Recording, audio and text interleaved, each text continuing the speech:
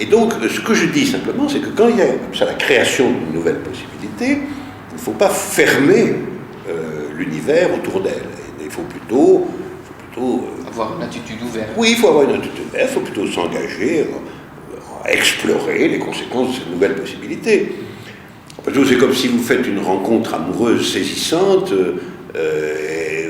c'est pas forcément très bien de dire je ne vais pas changer ma vie, je vais rester tranquille, c'est trop de risques, etc. Là, je pense qu'il faut donner sa chance aux nouvelles possibilités dans l'existence, collective ou individuelle. Et vous le savez très bien que dans la création artistique, c'est la même chose, après tout. La création artistique, ça consiste toujours à chercher, à donner leur chance à des nouvelles possibilités. Je pense que de ce point de vue, c'est une règle générale. Autre question aussi, on aborde d'un autre côté, le sujet, avec une majuscule, est un mot, un concept très important. Et les étudiants, en lisant aussi l'éthique, par exemple, ils se disent, ok, le sujet c'est quoi? Est-ce que c'est une personne? Est-ce que c'est un groupe de personnes? Est-ce que c'est un thème? Et ça change, on a l'impression que ça change. Comment pourriez-vous définir le sujet? Est-ce que ça dépend, disons, de la domaine, de l'événement qui a eu lieu?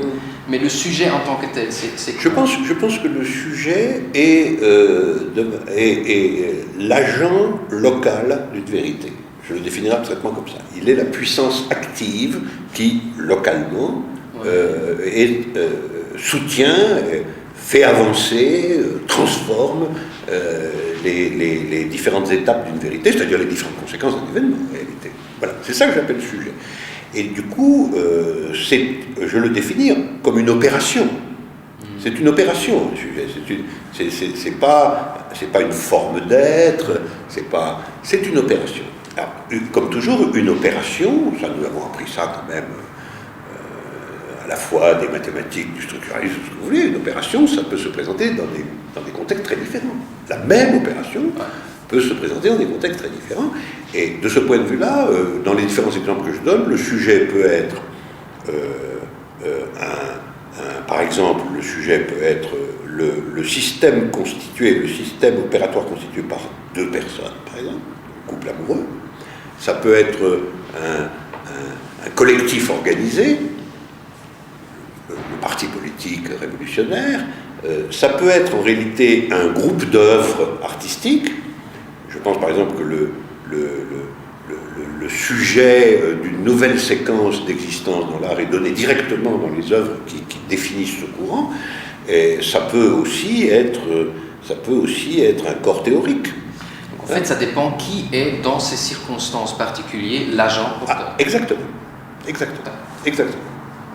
Et donc, sujet n'est évidemment rien à voir avec le sujet psychologique, même si, finalement, il peut aussi le croiser, le rencontrer, ou s'en servir. Et par exemple, dans une rencontre amoureuse, dans un événement amoureux, disons, entre deux personnes, deux êtres humains, il y a un côté, disons, très grand de l'harmonie et d'unification. Comment vous concevez là-dedans, disons, une culture de différence qui aussi nourrit l'amour? Donc à la fois c'est un grand désir d'harmonie, l'amour, à la fois il faut cultiver aussi la différence. Comment vous concevez cette culture? Eh bien, je pense que c'est précisément ça le processus amoureux, c'est-à-dire l'action amoureuse. Parce que vous comprenez, l'amour, c'est pas seulement un état, qui se continuerait tout seul comme ça par lui-même. Ça ne correspond à rien à notre expérience. Nous savons parfaitement que l'amour, c'est au contraire une bataille très compliquée, très difficile, qui se rejoue un peu dans le temps tous les jours. Alors, qu'est-ce qui se passe là? Moi, je dis, c'est précisément la production possible d'une nouvelle connaissance de la différence, d'une nouvelle expérience de la différence. Et donc, les deux objectifs que vous soulignez, d'un côté, on souhaite maintenir la scène de cette différence, maintenir la relation, maintenir la disposition amoureuse elle-même, mais d'un autre côté, on ne peut le faire qu'en expérimentant de façon de plus en plus profonde, finalement, la différence elle-même. Parce que si on n'en tient aucun compte, si on la met de côté, on va sombrer immédiatement dans la mythologie d'unité, et elle ne tiendra pas le choc du réel. Donc les deux objectifs constituent le processus amoureux lui-même. J'ai appelé ça, la formule que j'ai proposée, c'est de dire l'amour, c'est la scène SC, la scène théâtrale, c'est la scène du deux. Okay. Donc c'est la scène, il y a une seule scène, mais c'est la scène pour le deux lui-même. Okay. Donc je reprends ce mot de scène pour parler un peu des arts de la scène, et vous êtes connu en tant que philosophe, mais vous êtes aussi dramaturge, vous avez écrit des œuvres. Et disons, le groupe est en train maintenant, en tant qu'artiste, de découvrir votre philosophie. Je me permets d'inverser, disons, le processus. Ça peut élucider à comprendre peut-être plus le monde dans lequel on vit. Mais où pourriez-vous dire que peut-être aussi votre pensée philosophique peut stimuler, eux, leur création artistique? Écoutez, je peux parler qu'avec prudence. Je ne peux parler qu'avec prudence parce que je ne veux pas... Je veux dire, l'usage que les artistes peuvent faire de la philosophie, et par exemple de quelques éléments de ma philosophie éventuellement, cet usage, je pense, est toujours, se fait toujours de l'intérieur de l'activité artistique elle-même. Ce n'est pas dans une séparation et une application. On ne va pas appliquer des recettes philosophiques à la création artistique. On ne va pas non plus illustrer une philosophie par les moyens artistiques. Si des artistes s'intéressent à une philosophie, et s'ils s'y intéressent artistiquement, c'est qu'ils ont trouvé dans cette philosophie des instruments, des moyens, des représentations qui leur permettent de déplacer, de modifier certains aspects de leur pratique artistique. Et donc, c'est plutôt eux, quand même, là, c'est moi qui vous poserai la question, c'est moi qui vous dirai, mais qu'est-ce que vous en faites, finalement, qu'est-ce que vous voulez en faire?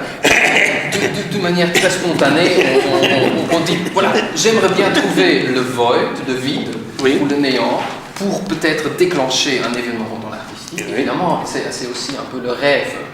Bien sûr, bien sûr. Et de pouvoir... Oui, on ne peut pas maintenant, voilà, demain je vais créer l'événement et patata, et mais le rêve ou le but peut-être ultime est quand même là. Oui. Mais ce n'est pas possible consciemment.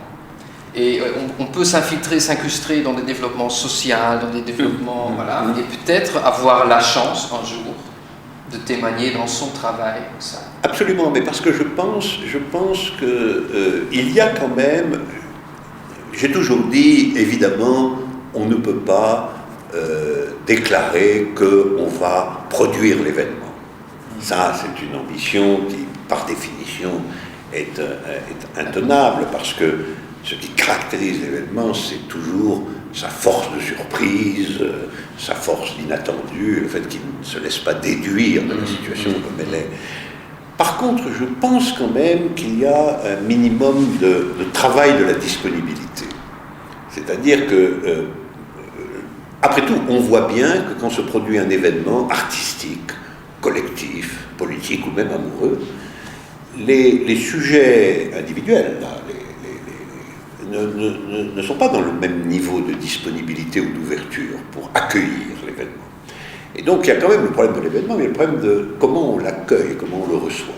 Et là, je pense qu'il y a un travail de disponibilité dans chacun des ordres de vérité qui existent.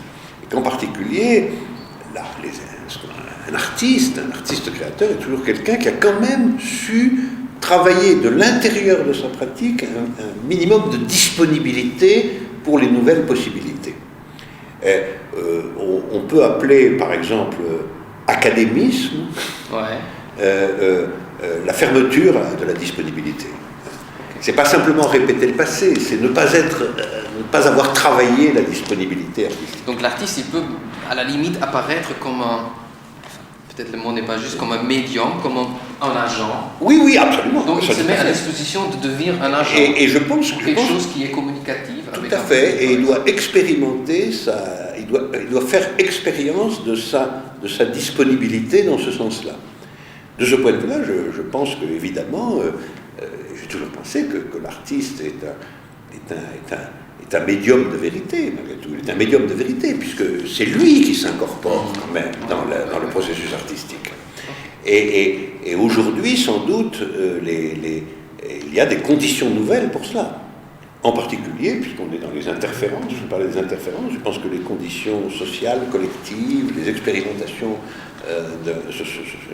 artistiques se sont déplacées. On n'est plus dans les mêmes figures qu'il y a un siècle.